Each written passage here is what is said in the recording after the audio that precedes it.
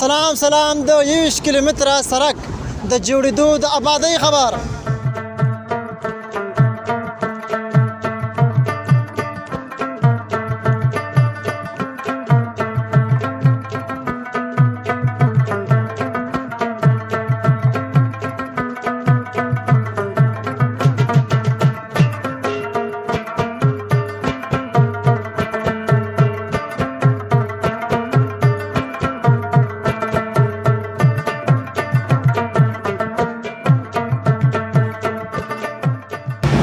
یوش کیلومتره سړک ده سمرخیل پورې 40 متره په نیواله لري.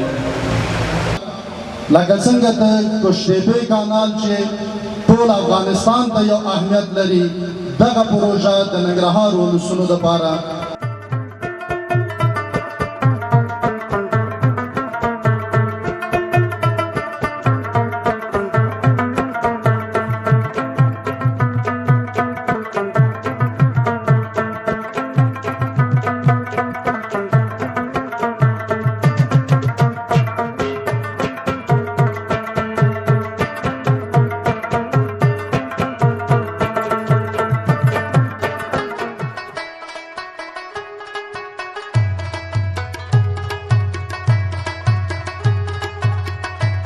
د وحي اکثره برخه هغه د دنیا د تعمیراتي او د آبادۍ سره تعلق لري، ځکه چې دا اول فرق دا پروژه چې د خپل د افغانستان انجینرانو پر مټ طرح او ډیزاین شوی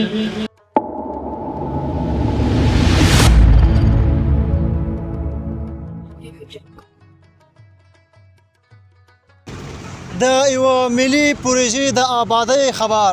ستړي مشه لیدونکو جوړ په خیر. دا د ننګرهار ولایت مرکز جلال آباد ښار دی. تاسو ګورئ چې د آبادۍ د کارونو په خاطر باندې د ښاروالۍ موټر ګورئ چې لګی دی، کار یې پیل کړ. دا د رمټۍ ساحې نه سړک پیلیږي تر سمرخیلو پورې دغه سړک دی چې ټول 21 کیلومتره سړک دی او 40 متره سور دی. دا سړک د ښار په منځ کوزیږي داسې او همدارنګه د بېسودو پل سره بیرته د ښار په دې منځ کې وځي او سمرخیلو ساحې ته وځي چې دا به د ښار ګڼه ګوڼه زیاته کمه کړي. لیدونکو دلته سره راغلی یم، دلته د ننګرهار ولایت لوړ پورې چارواکي هم راغلي دي. راځئ د افتتاح مراسم د دغه سړک په دغه ځای کې به تاسو دپاره برنامه ریکارډ کړو. سره پاتې شئ. د خپرونه د پیل نه تر پایه پورې ګورئ. دا چې د خپرونې په منځ کې تاسو به دې ته اړتیا لرئ چې د دغه سړک په تړاو باندې معلومات ترلاسه کړئ. د خپرونه تر پایه پورې وګورئ. زموږ د خپرونې هدف هم دا ده چې د آبادۍ خبر دی، د خوشحالۍ خبر دی. د آبادۍ او خوشحالۍ د خبرونو د سره ډېر شیر کړئ چې هېوادوال یې وګوري.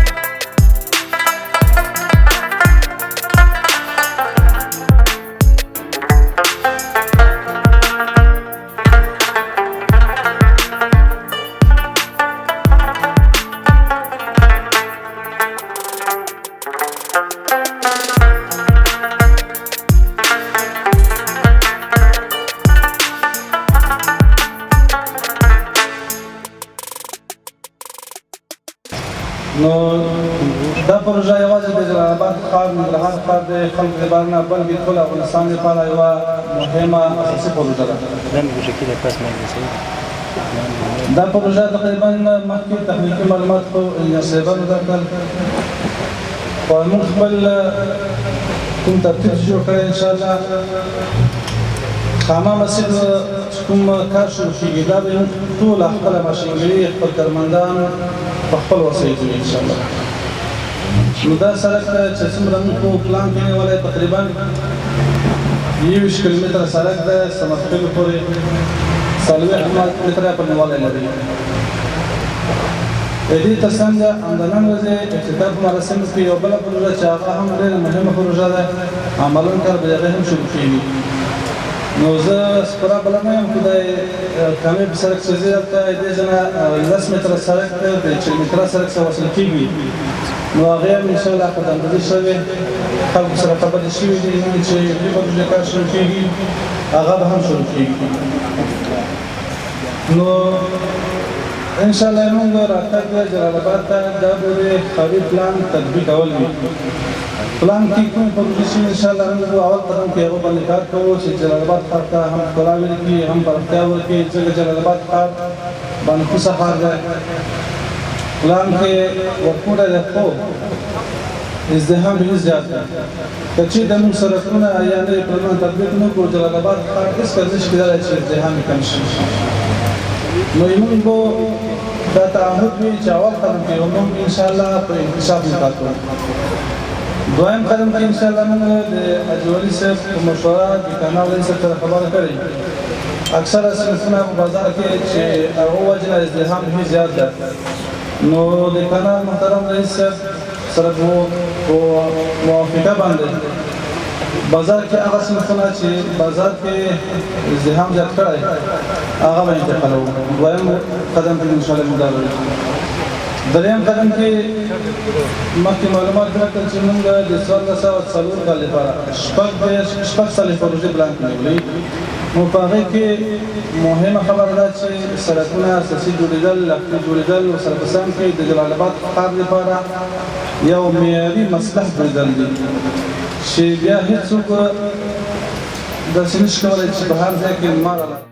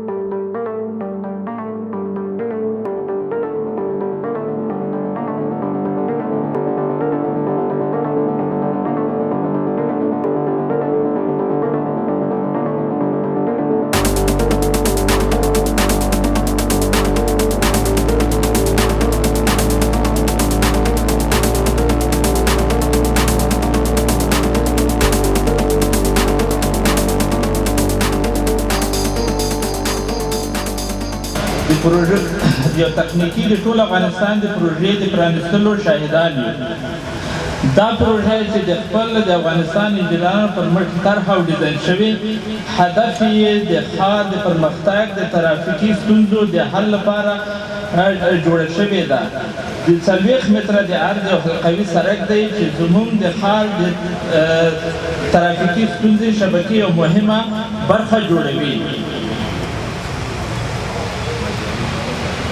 یاد سړک چې د 1492 هجري شمسي کال په ماسټر پلان کې او عرض 40 کیلومتره دی په دریو فازونو باندې تقسیم شوی ده چې لومړی فاز دی له ځنګل باغ څخه شروع تر بېسوده پله پورې چې ټول یې 8.3 کیلومتره دی او دوهم فاز یې دی بېسودو پله څخه شروع تر سراچې نغلو پورې چې مجموعي طول یې 14.7 کیلومتره دی او دریم فاز یې د سراچې نغلو او سمرخیلو نه شروع چې 9مه ناحیه 6مه ناحیه او همدارنګه له 10مې ناحیې څخه تېرېږي دوباره همدې صفري نقطې سره وصلېږي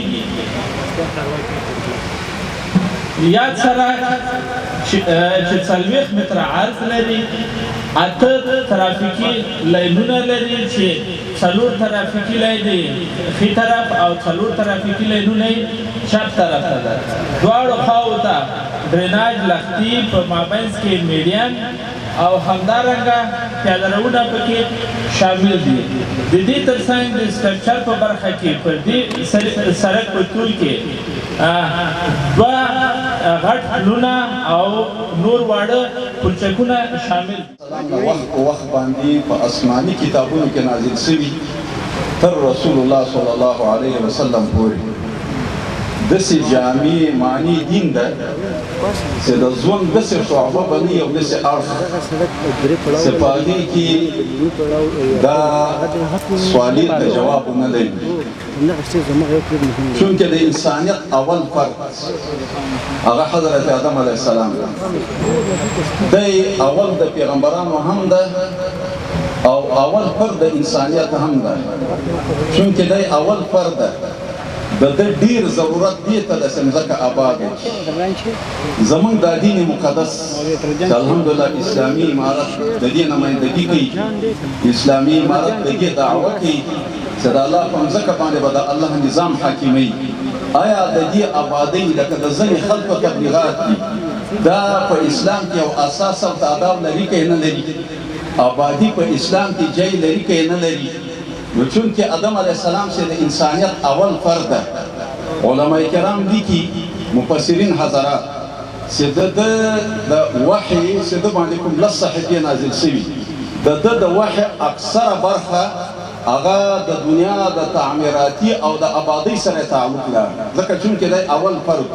د دې وجه نه زمارونو اسلام یو وسیع پراخه دین ده، یوازې دا نه چې دا جومات مدرسه دینی اساسات و مقدسات پورې تعلق لري. الحمدلله چې د اسلامي نظام چې د رسول الله صلی الله علیه وسلم نه وروسته چې چا هم د دې نمایندګي کوي. او زه به یوه خبره ستاسو مخکې عرض کړم چې دا رسول الله فرمایي صلی الله علیه وسلم چې یو سړی یو عمل وکړي د تیږې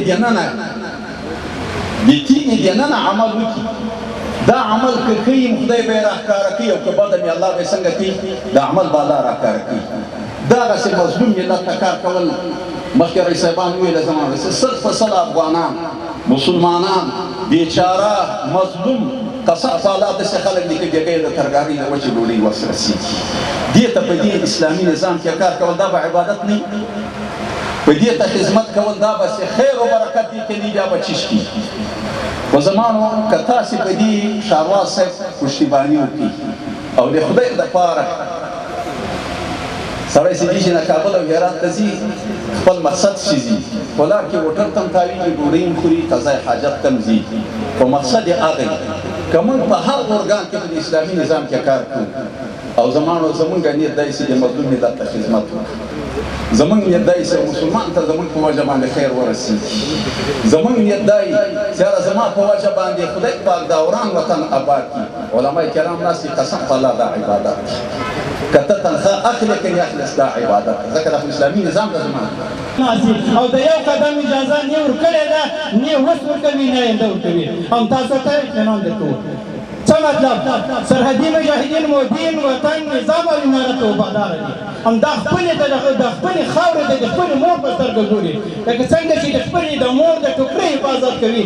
زموږ دفاعي مجاهدین، زموږ سرحدي مجاهدین، زموږ امنیتي مجاهدین په همدغه انداز له دې نه لا ډېر څه خپلې خاورې خپل وطن ته وفاداره.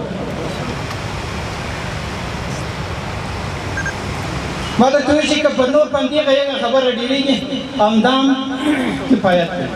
مطلبي مې له دا ټولو یو ټکی ده چې د اسلامي نظام په مسؤلیت درانه او باعزته اوسئ چې د ننګرهار د درانه ولسونو ډېر پخواني غوښتنه نن عملي کړه.